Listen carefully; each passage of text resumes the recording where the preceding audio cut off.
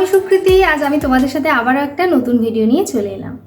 গত কয়েকদিন আগে আমি কিন্তু তোমাদের সাথে শেয়ার করেছিলাম একটা হেলদি ওয়েট লস ড্রিঙ্ক কিভাবে তোমরা খুব সহজে বাড়িতে বানিয়ে নিতে পারো।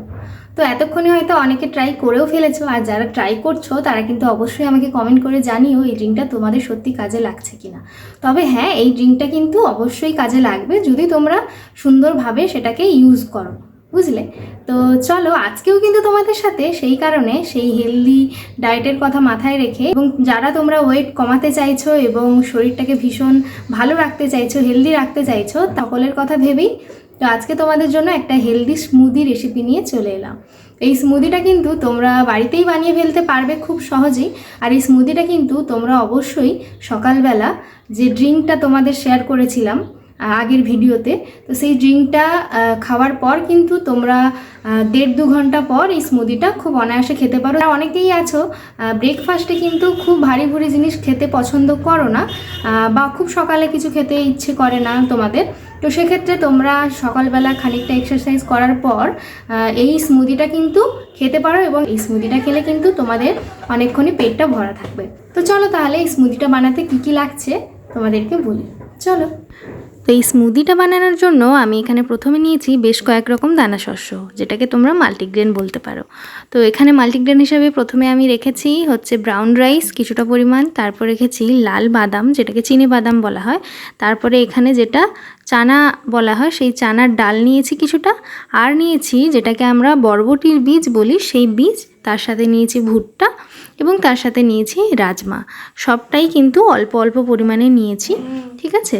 1 মুঠো পরিমাণ বা তার একটু বেশি হলেই হবে। আর তার সাথে এখানে আমি রেখেছি 150 গ্রাম মতো ওটস, ঠিক আছে? তোমরা ওটসের পরিমাণ একটু বাড়াতেও পারো বা কমাতেও পারো, ঠিক আছে? তো এখানে তোমরা ওটস আর তার সাথে আরও একটা জিনিস ইউজ করতে পারো যদি তোমরা পেয়ে থাকো, লাল চিড়ে যেটা হয় সেই লাল চিড়েও কিন্তু অ্যাড করতে পারো, ঠিক আছে? আর এখানে ওটস নেওয়ার কারণই হচ্ছে অনেকে এটা কিন্তু তোমরা ওয়েট লস স্মুদি হিসেবেও ইউজ করতে পারো, সেই কারণেই ওটস কিন্তু ভীষণ ভালো কাজ দেয় ওয়েট লসের ক্ষেত্রে। এমনকি আমাদের ডায়েট প্ল্যানেও ওটস ভীষণ ভালো কাজ করে। তো সেই জন্য ওটস আমি এখানে একটু বেশি পরিমাণেই নিয়েছি। এবার আমি প্রথমে কড়াই গ্যাসে বসিয়েছি, কড়াইটা একটুখানি গরম হলে তার মধ্যে আমি সমস্ত মাল্টিগ্রেনগুলো দিয়ে দিলাম, ঠিক আছে?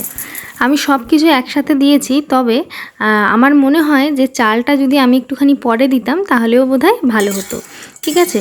কারণ আর বাকি দানা শস্যগুলো একটু বড় সাইজের, তো সেগুলো একটু ভাজতে টাইম লাগবে, কিন্তু চাল যেহেতু ছোট ছোট দানা সেটা তাড়াতাড়ি ভাজা হয়ে যাবে, তো সেক্ষেত্রে পুড়ে যাওয়ার চান্সেস থাকে।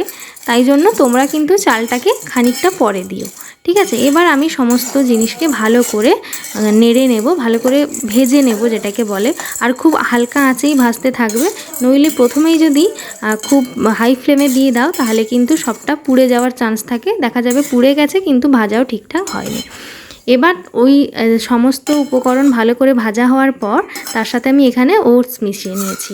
এখানে আরও আমি দুটো জিনিস অ্যাড করেছি, সেটা হচ্ছে কাজু বাদাম আর তার সাথে কয়েকটা আমন্ড, ঠিক আছে? তো তোমরাও এখানে অ্যাড করতে পারো, যদি হাতের কাছে না থাকে তাহলে তোমরা স্কিপও করতে পারো। তো দেখো সব কিছু উপকরণ ভালো করে ভাজা হয়ে গেছে। এবার ঠান্ডা করে আমি কিন্তু মিক্সার গ্রাইন্ডারে গুঁড়ো করে একটা কন্টেনারে ভরে নিয়েছি। তোমরাও কিন্তু এয়ারটাইট কন্টেনারে ভরে রাখবে। আর কি বলো তো, এয়ারটাইট কন্টেনারে রাখলে পাউডারটা বেশি দিন ভালো থাকবে। তো এবার যেটা করব সেটা হচ্ছে একটা ছোট কাঁচের বাটি নিয়েছি, তোমরা যে কোনো বাটি নিতে পারো, তাতে অল্প একটুখানি গরম জল দিয়ে তাতে আমি চিয়া সিডসটা ভিজিয়ে দেবো। চিয়া সিডসটা ভিজিয়ে রাখলে হালকা গরম জলে খুব তাড়াতাড়ি ফুলে ওঠে, ঠিক আছে? তো এখানে আমি মোটামুটি 2 চামচ মতো চিয়া সিডস নিয়েছি। তো এবার আমি ভালো করে ওটাকে জলের সাথে একটু মিলিয়ে নেব, যাতে ভালোভাবে ওই জলটা অ্যাবজর্ব করে, ঠিক আছে? আস্তে ভিজুক। এবার আমি একটা মাঝারি সাইজের আম নিয়েছি, ঠিক আছে? তোমরা যে কোনো আম নিতে পারো। তো এবার আমি আমটা কেটে নিচ্ছি। তো এখানে আমার 2 টুকরো আম হলেই হবে। তো তোমরা একটু আমের পরিমাণ বেশিও রাখতে পারো, আর বিশেষ করে যারা আম খেতে ভালোবাসো তাদের ক্ষেত্রে তো অবশ্যই মানে না করা যাবে না, তোমরা অবশ্যই আমটা নিতে পারো একটু বেশি করে। তো আমি এখানে যেহেতু একজনের জন্য বানাচ্ছি, আমার 2 টুকরো আম হলেই হবে, ঠিক আছে? তোমরা আমটা খোসা ছাড়িয়েও পিস পিস করে কাটতে পারো।